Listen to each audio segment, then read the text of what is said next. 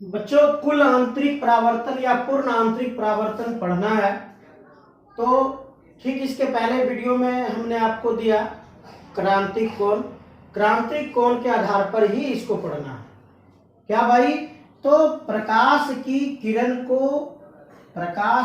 किरण को सघन माध्यम से विरल माध्यम की ओर गमन करना चाहिए। ये आपका पहला शर्त है। अगर आपको पूर्ण आंतरिक परावर्तन देखना है तो उसका पहला शर्त है कि जो प्रकाश की किरण चल रही है वह प्रकाश की किरण डेंसर मीडियम से रेरर मीडियम की ओर जाए।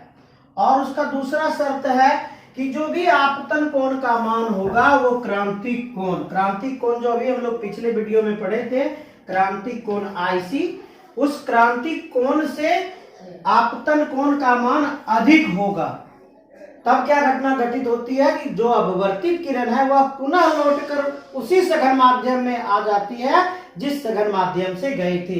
जिस डेंसर मीडियम से वह किरण गई थी वह किरण पुनः उसी डेंसर मीडियम में वापस लौट जाती है। इसी घटना को हम क्या कहते हैं? इस घटना को पूर्ण आंतरिक परावर्तन कहते हैं। अगर इसका हम फिगर देखें तो हम लोग इसके पहले क्या पढ़े थे? ये अभिलंब था, ये आपका आईसी था। तो यह कहां से जा रहा था? यह सघन से विरल की ओर गमन कर रहा था। तो हम लोग जानते हैं कि वह किरण जो सघन से विरल की ओर जाती है वह विलंब से दूर हट जाती है। तो जब क्रांतिक कोण की बात आती है तो क्रांतिक कोण के कारण जो अपवर्तित किरण है यह पूर्णतः सतह पर चलना अंतरा पृष्ठ पर चलना प्रारंभ कर देता है। अर्थात इसका जो अपवर्तन कोण होता है वह कितना होता है?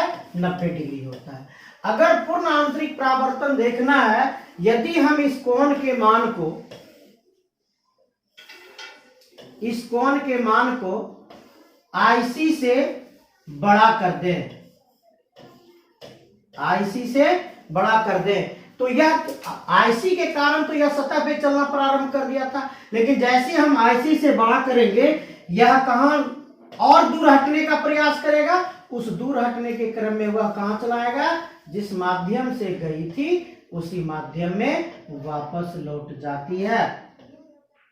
इस घटना को पूर्ण आंतरिक परावर्तन कहते हैं। ये आपका आर है।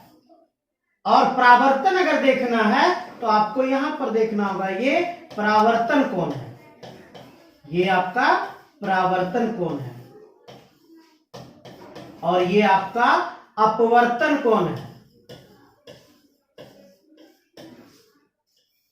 जब दोनों कोण को जोड़ेंगे, जैसे ये परावर्तन कोण को अगर हम आर डैश मान लें तो आर प्लस आर डैश दोनों को अगर ऐड करेंगे तो कुल कोण का योगफल हो जाएगा आपका 180 डिग्री। इसी का ये फिगर दिया हुआ है कि जब ये कोण जो है आई, इसका मान बड़ा होगा क्रांतिक कोण से, तो यह किरण पुनः उसी माध्यम में लौटेगी जिस माध्यम से गई थी, सघन से गई थी, सघन में लौट जाती है। इसलिए इसको क्या कहते हैं? पूर्ण आंतरिक परावर्तन कहते हैं। चूंकि यह परावर्तन की घटना अपवर्तन के कारण घटित हुई है। ये जो परावर्तन की घटना घटित हुई है यह अपवर्तन के कारण घटित हुई है, इसलिए इस घटना को पूर्ण आंतरिक परावर्तन कहते